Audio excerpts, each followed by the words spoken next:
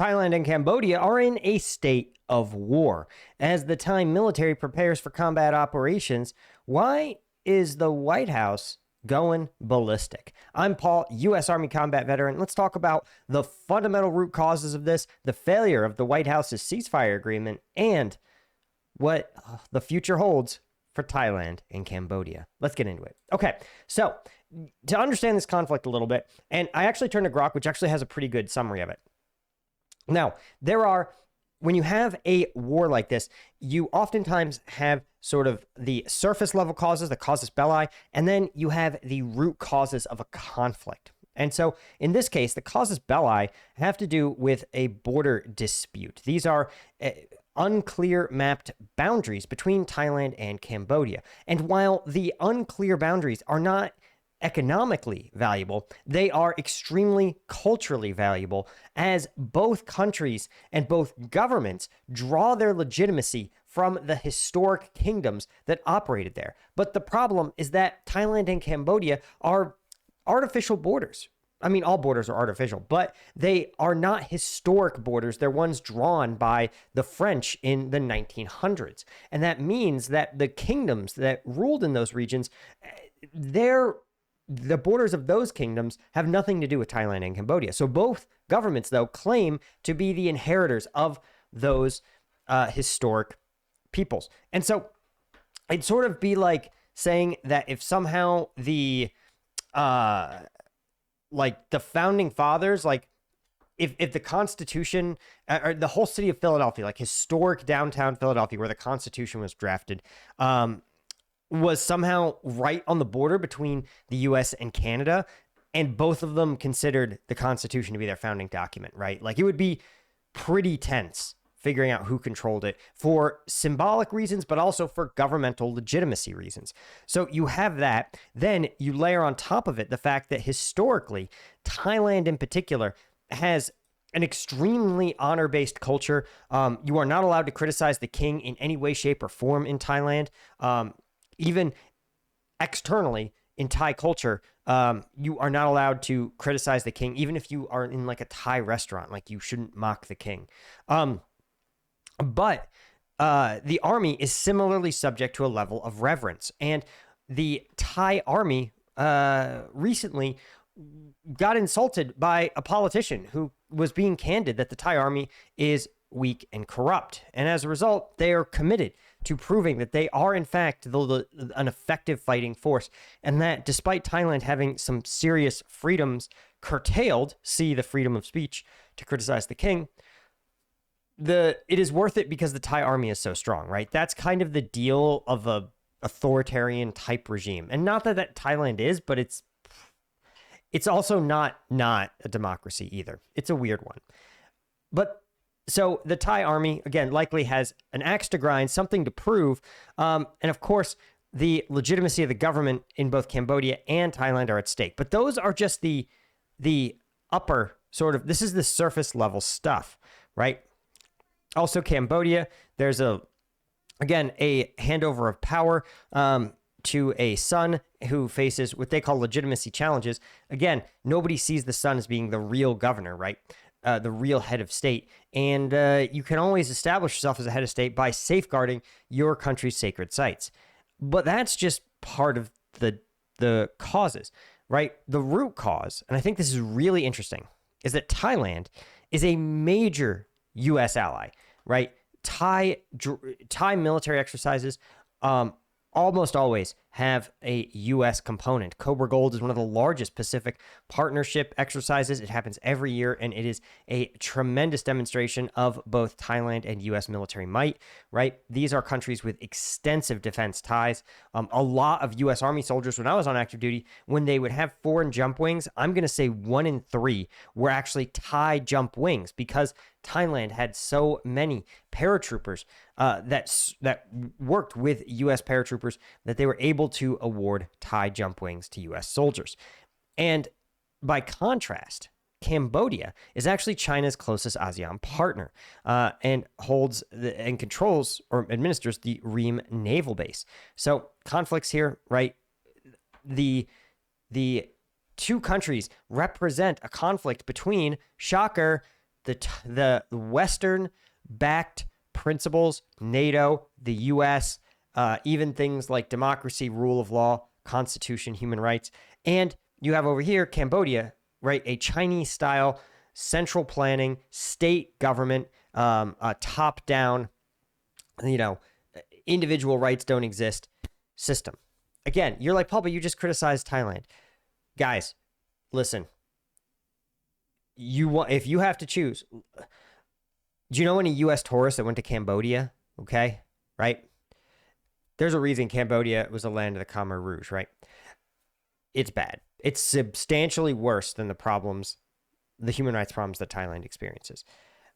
But fundamentally, you have the same conflict that's been playing out in Sudan, in Ukraine, in countless other places across the globe. It is the authoritarian, autocratic bloc of countries headed up by China, and to a lesser extent, Russia, but including Iran, including North Korea, right? And you have democratic countries that believe in rule of law, human rights, free and fair-ish elections. These two systems are across the world smashing into conflict with each other. And this looks to be another example of that. And the problem, as you may note, is that this is ramping up. These clashes in Thailand and Cambodia are really escalating, right? For context, let me show you here. According to Wikipedia, we can see that as of December 10th, one day after the Southeast Asia Games, so this is like the Southeast Asian Olympics, right? Cambodia withdrew entirely from the Games, citing the border clashes and fearing for athletes' safety. And the Royal Thai Army officially launched a codename Operation Sarawat. The RTA destroyed a tower crane near a border complex, reportedly used by the Cambodians for observation. And the RTA command declared martial law and implemented a curfew in 4 districts of the contested province. So this is ramping up. This is going in the exact wrong direction. Now we're going to talk about why the U.S. got it so wrong here. But first I want to mention that if you want to do your part and support freedom in the face of autocracies, we've partnered with Ukraine Erupts, a U.S. 501c3, which of course means donations to them is tax deductible, to help Ukrainian units get the tech and gear they need to sustain the fight in the winter.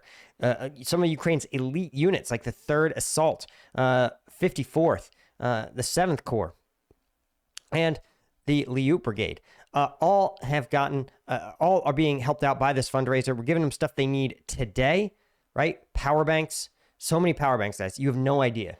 Power banks and EcoFlows are so important, especially in the winter, right? Because they don't last as long, so you need more of them. But we're also helping out their R&D labs. A lot of them have designs to improve the operation of drones, ground drones, and other life-saving gear, but they don't have the funds to produce that one extra part they need, that one more thing that's going to get this tech into the hands of soldiers ready to help them sustain the fight. So we're helping them do both of those things, give them what they need today and what'll let them fight tomorrow. Of course, if you donate, 54th hooking you up, right? 7th Corps hooking you up. And you can get even more if you're a big donor. $1,000 signed unit flag from all different units. And, of course, get that tax-deductible energy. Shout out to Chris Jones, 2,500. What a fucking alpha male. Kyle, another alpha male, $1,000. But Marius dropping $30. I shout out to these guys just as much because $30 says to me that Marius was like, yo, dude, I can go out and get lunch. I can go get some Chipotle. But instead, I'm going to take my lunch. I'm going to donate that money to help out the Ukrainians. You don't understand, guys. Talking to these units, a lot of them report that up to 50% of their supplies, right, their essential combat power comes from donors like us. So you're not like, this isn't razor blades we're raising for these guys, okay? If donors stopped, Western donors stopped, the Russians would roll over oblast after oblast, village after village. So links in the description. Check it out. Okay. Now, if you're Donald Trump, this is fucking embarrassing. And it's embarrassing because, frankly, one, He billed himself as the peace president. Now, I know what you're thinking. You're thinking, man, for a peace president, he's sure blown up a lot of fishing boats that he says are full of drugs. We're still waiting on him to show us the drugs, though. And then it has also been murdering survivors pretty wantonly because they were going to smuggle drugs, right? They were going to swim. They're going to swim to the United States, 3,000 to 5,000 miles, towing the drugs. It would have been awesome. But other than that, and the part where he directly bombed Iran, intervening on the side of Israel in that conflict. Other than those two things, he's been trying to be the peace president. And he brags that he's ended unendable conflicts. A lot of them no one's ever heard of. But this was one of the unendable conflicts he's ended. There's a problem, is that he didn't end the conflict. He didn't even resolve the issues on the surface level issues. He just coerced them to stop fighting for a little bit. In fact, he said he would call and ask them pretty please to stop fighting, please, which is not how you end a war. Now, what you can do is use your strength and say, if you two don't stop fighting, I'm going to have the U.S. military smoke the both of you. That's not a solution, actually. That's a possible diplomatic solution, to simply coerce both sides to stop fighting. But the problem is that the reason this fighting has resumed is because nothing that Trump did actually addressed any of these root causes, right? It didn't address the root cause of power politics within Southeast Asia, right? Chinese expansionism, the increasing influence of China in these governments, the role and stability and legitimacy of the Thai government, and of course the border itself, subject to these kind of like very, very difficult to resolve border dispute. None of those things got resolved. Trump just said, if you don't do what I say, we'll tariff you, which is, of course, his only trick, right? And Trump said, I hate to say this one, named Thailand and Cambodia. It's not what it's named, but that's fine. It started up today and tomorrow. Okay. I'm going to have to make a phone call.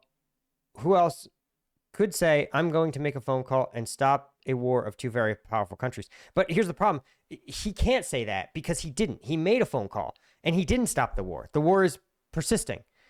The conflict is escalating because he doesn't seem to understand. He doesn't say, like, a phone call, especially a phone call from President Trump, who's literally willing to call anyone at any time for any reason, doesn't mean anything. And it's not backed up by actions because he doesn't even appear to have an understanding of the root causes of the conflict. This is what real diplomats do. And there's a shortage of real diplomats because they all got fired, either by Doge or they're considered part of the deep state and were ousted.